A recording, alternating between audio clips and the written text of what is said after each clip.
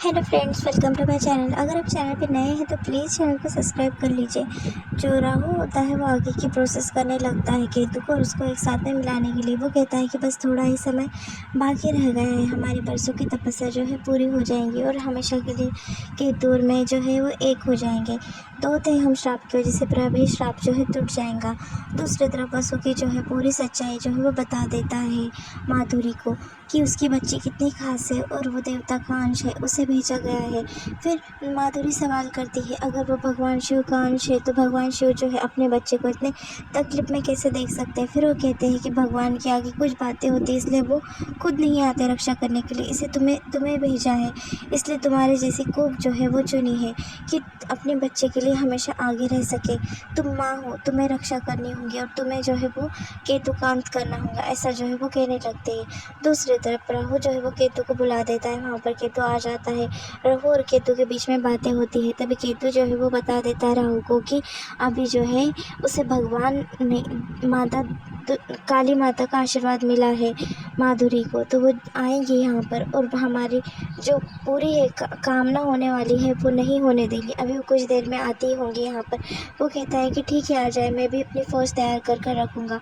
वसु की जो है सारी बातें उसे बता देता है कि उसे जो है वो दोनों का अंत करना पड़ेगा। अभी इस समय वो ही कर सकती है और जब उसकी बेटी 21 साल की हो जाएंगी तब सब कुछ बदल जाएगा। तब तक जो है वो तब खुद होके केतु का और राहु का अंत करेंगे, तब तक उसे ही सब कुछ संभालना होगा।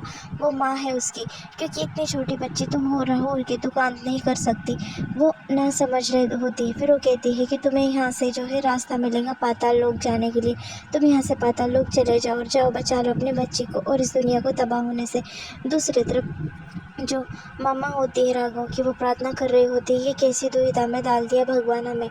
पुलिस थाने में जो रात्रि होती है और उसकी बहन होती है, उसकी बहन जो है मायावी चाल में लेकर सबको जो है हिप्नोटाइज कर देती है और पुलिस वाले को जादू में ले लेती है। वो हिप्नोटाइज कर वो ताला खोलने के लिए कहती है। वो कहती है कि लो ताला खोलो, अच्छे से खोलना। फिर वो ताला खोल देते हैं, दोनों बाहर आ जाते हैं। फिर वहाँ पर जो है वो ताला खोल कर जैसे ही बाहर आती है वो उसे गन मांग लेती है, गन लेती है और रात्रि के हाथ में दे देती है। फिर वहाँ पर सब इंस्पेक्टर को कहने लगती है, बड़े इंस्पेक्टर को, कि सब हवलदार को कहो कि लाइन में खड़े रहें। उसका आदेश मानकर सब लाइन में खड़े हो जाते हैं। तभी जो रात्रि की बहन होती है सबको हिप्नोटाइज कर देती है। वो कहती है कि जानते हो कि मैं कौन हूँ, और सबको हिप्नोटाइज कर देती है और फिर बाद में कहती है कि ऐसे ही लाइन में खड़े रहना। और वहाँ से वो कार की चाबी लेती है गाड़ी पुलिस की और लेकर वहाँ से निकल जाती है। रात्रि गाड़ी चलाने लगती है और वो राघव की सब बातों को याद कर रही होती है। उससे राघव के ऊपर काफ़ी गुस्सा आ रहा होता है, क्योंकि उसने इतना राघव को सपोर्ट किया, इतना उससे प्यार किया और उसने उसे ऐसा धोखा देकर पुलिस के हवाले कर दिया। फिर बाद में वो डायरेक्ट गेट को टक्कर मार देती है। वॉचमैन जो है वहाँ से नीचे गिर जाता है बेहोश होकर। फिर रात्रि जो है गाड़ी में से उतरती है और वो काफ़ी गुस्से में होती है। उसकी आंखें बस राघव को ढूंढ रही होती है। उसकी बहन भी बाहर आ जाती है और उसकी बहन कहती है कि रात्रि 1 मिनट रुको, अगर मैं सब घर वालों को ज़िंदगी भर हिप्नोटाइज कर दूँ तुम्हारे साथ में अच्छा रहने के लिए, तो तुम जो है उन्हें नहीं मारोगी क्या? वो कहती है कि ठीक है, अगर वो मेरी बात अच्छे से मान गए तो मैं उन्हें नहीं मारूंगी, और अगर मेरी बात नहीं मानी तो मैं जो है आज किसी को नहीं छोड़ने वाली। वो कहती है कि मैंने इस परिवार के लिए कितना कुछ नहीं किया और इस परिवार ने मुझे दिया क्या है सिवाय दुख के, ऐसा जो है रात्रि उससे कहने लगती है। दूसरी तरफ जो मामा होती राघव की प्रार्थना कर रही होती है और वो कहती है कि सब कुछ बस ठीक हो जाए। जैसे ही रात्रि और उसकी बहन वहाँ पर आते हैं, राघव राघव कर आवाज़ देने लगते हैं। सब घर में शोर हो जाता है। वैसे ही वहाँ पर जो है राघव की मम्मा चले जाती है और कहने लगती है कि तुम्हारी हिम्मत कैसे हुई इस घर में वापस आने की, निकल जाओ यहाँ से। तभी वो कहती है कि हम बस कुछ नहीं जानना चाहते, इतना जानना चाहते हैं कि राघव कहाँ पर है। वो गन दिखाकर सबको डराने लगती है, सब उसे डर जाते। फिर वापस से वो गन नीचे ले लेती है। उसे काफ़ी गुस्सा आता है रात्रि को। रात्रि कहती है कि नहीं, मैं ये सब कुछ नहीं करना चाहती। तभी शौर्य कहता है कि तुमने गन लाई है क्या और तुम्हें छोड़ा कैसे, तुम तो पुलिस के पास थी ना। फिर वो कहती है कि ये सब कुछ बातें छोड़ो, मैं इस घर की अच्छी बहू बनना चाहती हूँ, बस एक मौका चाहिए मुझे और बता दो कि राघव कहाँ पर है। सब जो उसे कुछ नहीं कहते, वो पूछ कर थक जाती सबसे कि बताओ राघव कहाँ पर है, पर कोई उसे कुछ नहीं कहता। शौर्य कहता है कि तुम कुछ भी कर लो, चाहे तुम हमारी जान भी ले लो, पर राघव कहाँ पर है तुम्हें बात हम बताएंगे नहीं। और फिर बाद में वापस से जो राघव की मामा होती है वो कहती कि मेरी सबसे बड़ी भूल थी कि तुमको मैंने जो है इस घर की बहू बनाया, तुम तो इसे लायक ही नहीं हो। बाद में उसकी बहन को गुस्सा आ जाता है। वो कहती है कि रात्रि लाओ गन मेरे पास दो, ये लोग ऐसे नहीं मानने वाले, ऐसा वो कहती है। और वो कहती है कि अभी इन्हें तो सबक सिखाना ही पड़ेगा।